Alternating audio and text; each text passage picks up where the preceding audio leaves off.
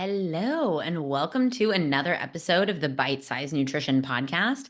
I'm Jillian, and today I want to talk about the pillars of the coaching work that I do with clients and how it all fits together to support helping individuals trust themselves with food, trust themselves in their body, and I want to highly encourage you to listen to the last episode of the podcast with my client, Carrie. She gives a lot of insight into the shifts that can be made when you work alongside a coach and how much life can change when you have this variety of skills that I'm going to talk about today and that you hear her talk about in this program.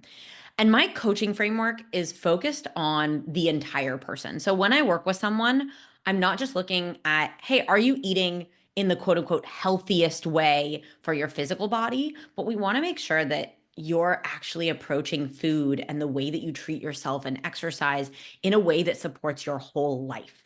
Because you are not just someone that eats and exercises, you are someone that has relationships with people. You work. Maybe you're a parent, you're a sibling, you are a friend. And so all of that needs to fit together, which is why flexibility is so important because our lives are not just perfectly scheduled things. If they were, they would be boring as fuck. And that's not what I want for you. I want you to live a full, meaningful life and have the skills to eat in a way that supports you, that supports your physical health, your emotional well-being, your relationship with yourself. And so many of the clients that I work with find me after working with another coach. And they'll tell me about how they didn't feel heard by that coach, or how that coach just gave them a ton of suggestions, but didn't actually listen to what was going on in their lives. How that coach, talked about their why for fitness and their why for, their nutrition or their fat loss goals, but didn't actually understand what they want in their life and who they want to be in their lives. And I I struggle here because it's like when I hear that, obviously that's why I work with coaches, is because I want to help coaches not be like that. But I also, my heart goes out to anyone who's worked with a coach in the past that experience has been less than ideal. And I feel like that it's so hard because it's almost like, if we get a bad haircut and then we're like, I'm never getting my haircut again. And I understand how almost like traumatizing that can be to have a terrible relationship or a terrible experience with a coach or a therapist or whatever. Um, and I want to encourage you to think about it like it's not like you would avoid the hairdressers forever if you got a bad haircut. And while there are in our industry, as in coaching, there are coaches that have done like one weekend certification. Now they call themselves a coach. And there are coaches that have done years and years of training and certifications and have years of experience coaching clients. I like to think that I am in that bucket with the many, many, many different certifications and trainings that I've done, ranging from nutrition and sports nutrition to body image, to mindfulness, to psychology. And so I just want to let you know that if you have worked with a coach in the past and you haven't felt heard, you haven't felt understood, you felt like just another number, it doesn't have to be that way. And you deserve to get support if you truly need support. And if I can be that person for you, amazing. If not, I've always said that if you want to ask me, I will point you towards someone that I think might be a great fit for you. And I know how much it sucks to feel like thinking about food and planning food and restricting food and, thinking about your body and beating yourself up. It takes up so much space in your life. And I know what it feels like to strive for this imaginary perfection. This like, well, when this happens, then I'll feel better. When I achieve this, then like things will be different. And it always seems like this moving target. And I built my coaching program on what we know from the evidence that we have about cultivating a meaningful life, but also a healthy life, a life where food and fitness is something that is important, of course, but it isn't the main focus and it isn't the thing that we stay up all night. Well, hope you're not staying up all night, but it isn't the thing that consumes so much of our energy. And so let's jump in and talk about the 6 pillars of the coaching that I offer. And so those pillars are core values, balanced eating, mindful eating, compassion, emotional regulation, and body image. And so let's dive in. So, core values, this is a little bit different than what a lot of coaches do. And I hope to teach more coaches how to incorporate this because your core values are what is most important to you. They are the principles that drive so much of your behavior, your desires, the things in your life that you want to prioritize, right? And we often know about core values more in a business context. But what we've seen from psychological research is that values can serve as this really powerful North Star to guide our behavior and also increase a sense of purpose and meaning in our lives. And a meaningful, purposeful life is seen to be even more important than just striving for happiness. Often striving for happiness, we feel like it just gets farther and farther away. And we end up sort of judging like, do I feel happy? Do I not feel happy? But purpose and meaning can be so much more impactful in living the kind of life that you want to live. And what I found is that the women that I work with often have food and exercise taking up so much space in their brains, but there hasn't been a lot of time or effort spent on like, well, wait, who am I? What do I actually care about? Who do I want to be in this world? And what we do in coaching is we bring this into fitness and we bring this into the way that you eat because you can make decisions, both small and large, that come back to your values, that align with your values. And when you do that, they tend to be very much more aligned also with health and feeling like I am becoming this person that I want to be in the world. And I want to give an example here because sometimes this is kind of hard to understand. Is many of my clients, for example, value connection. And when we start coaching, they're like, hey, I really value connection, but I don't feel like I'm connecting that much with people in my lives. I don't feel that connected to myself.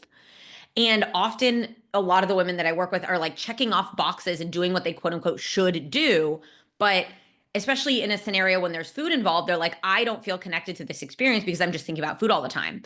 Or I don't feel connected to my true needs because I've just been focusing on fat loss for so long. And so values serve as this really important sort of a directional kind of guide for us to say, hey, what moves me closer to my values? What moves me away from my values? The second pillar is balanced eating. And I think it kind of goes without saying is making sure that we're feeding our bodies adequately is a key component of our general health. Eating enough food is one of the most fundamental things that we can do for our health. And so many of the women that I work with have just learned like, I need to eat less. I need to restrict what I eat. I need to only eat these very specific, like quote unquote, healthy things. And I often see that there are very strict ideas of what an individual should eat when they come into coaching. And often, so many of my clients go through these binge restrict cycles. Well, they'll be good for a few days or even a few weeks, and then they'll lose control of their eating. Often, this is like in a social scenario or when stress comes up. And sometimes they'll find themselves, overeating at night after work. They'll avoid carbs or sweets for a while and then end up like face planting into a bunch of them. And it makes it really hard to feel normal around food when we're stuck in this cycle of restricting ourselves, going overboard, and then feeling, well, now I must restrict myself again. And sometimes with some clients, it is just about tweaking a few things and maybe updating a bit of nutrition knowledge. And sometimes this is a more in-depth process of really challenging old beliefs and rules of nutrition and adopting an inclusive approach to eating. So my nutrition approach that I work on with clients is what can we add instead of take out of your diet? And what we find is when we look at this from an inclusive sort of approach, yeah, you will perhaps end up eating intentionally a bit more like sugar or processed foods, but you don't feel out of control around those things anymore. And you can choose whether you eat them or not, which is such an important part of balanced eating, is including not just like, I need enough protein and fat and carbs and fiber, but also am I including enjoyment and satisfaction in my meals? And we look at this in the context of your whole life, not just the days that you have perfect control over what is on your plate. The next pillar is mindful eating. And specifically, we focus quite a bit on mindfulness-based skills. And this is one of the most fun parts of the coaching process because a lot of these practices I do with clients on coaching calls. Because what I'll find is, and perhaps maybe this resonates with you, is that there's this idea of mindful eating is like making a healthy choice or like just pausing before we eat or just eating slowly. And when we look at this from a perspective of mindfulness first, mindfulness has two components. It has our attention and our attitude. And so, yes, we want to be paying attention and we want to be using the power of our attention to notice our hunger and fullness cues, to, notice and pay attention to what is on our plates, for example. But we also want to adopt an attitude of mindfulness. And that attitude is about curiosity, it's about discovery, it's about exploration, right? And so mindful awareness is about directing your attention to the present moment, but also being curious about the present moment. And it's so much more fun than just like ticking off the boxes of, oh, I ate slowly today, or, oh, I chewed my food 47 times, because that just ends up being another thing that you have to check off the list. And this process can actually be a really incredible way to explore how you feel, why you feel the way you do around food, the thoughts that come up when you have a plate of food in front of you. And what we often see is that this has a big ripple effect on behavior as a whole, not just eating behavior. Because we're working on mindfulness and not just a list of mindful eating behaviors, my clients tend to find that they increase their awareness of themselves and their behavior and what they like and what they dislike and how they do things. And so we apply those mindfulness skills to decision making and other areas of your life. And so that means that you start to feel like you're more present in your day to day and connected with yourself, which is a huge sort of byproduct of this process. Like I said, we're not just focusing on food and fitness, we are focusing on your body. And I mentioned fitness. I don't do fitness programming. I do connect my clients to individuals that can help them with fitness programming. What we work on is more how you approach exercise as a whole, what it looks like for you to be consistent. And so I just wanted to make that clear. The next pillar of coaching is compassion. And so if you're listening to this, raise your hand if you are super hard on yourself. Yeah, that describes most of the individuals I work with. And now I want you to raise your hand if you find yourself beating yourself up, saying like, I need to do better, or what's wrong with me, when you eat something that perhaps you didn't plan to, or you're in a scenario and you're like, I'm only going to eat this much, and then you eat more than that. And compassion is not just about being nice to ourselves. It's not about letting ourselves off the hook, because it's not compassionate to say, hey, my goal is to eat in alignment with my fullness cues. And let's say you overeat. It's not compassionate to be like, don't worry, it doesn't matter. Like, be nice to yourself. It is compassionate to say, hey, I'm frustrated with myself because I overate. Now I want to understand, well, why did I overeat? What contributed to me overeating?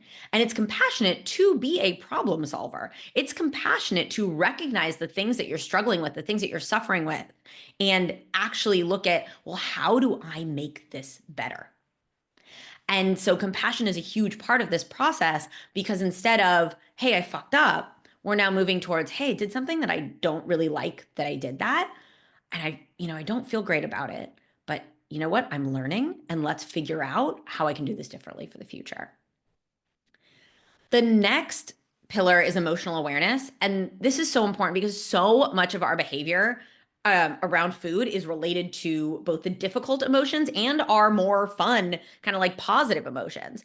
And think about it like this: when you grab a piece of chocolate when you are like stuck on a frustrating task at work, or maybe you give yourself a little treat because you're happy with how your day is going, both of those are emotional eating. And emotional eating is not a bad thing. The issue is that we want emotional eating to be something where you're aware of, hey, I'm feeling a certain way. We can choose to, let's say, make a meal that is actually specifically comforting. We're going to make that mac and cheese that, my mom always used to make. And it's so comforting. When I eat it, I feel connected to her. That can actually be really supportive. But if we're just reaching for snacks because we're frustrated, or, we're bored, or we're upset, we actually want to increase your ability to, one, be aware of that feeling of being upset and actually be able to name that, and also have additional coping skills so that when you are in a scenario where you don't feel fantastic, or when something is frustrating, you actually get to say, okay, great, what do I need right now? And so a big part of the work that we do around emotion is building additional coping skills so that food can be perhaps one of them, but not the only one, or the thing that you go to without even realizing that you did it until afterwards. And so I want you to imagine, What if it was a choice to eat or not eat when you were feeling a certain way, rather than, either, well, I always reward myself with food, or whenever I feel bad, well, I always find myself snacking. We want to turn that into something that you feel like you have control over rather than it has control over you. And the last pillar is body image. And so when we work on body image, and you've probably learned this if you've listened to this podcast, body image is not related to what we look like. It is our perceptions and our attitudes towards our bodies. And our perceptions and our attitudes are things that exist in our mind. We can change them. We can learn new skills to deal with some of the uncomfortable emotions or the thoughts that we have around our bodies.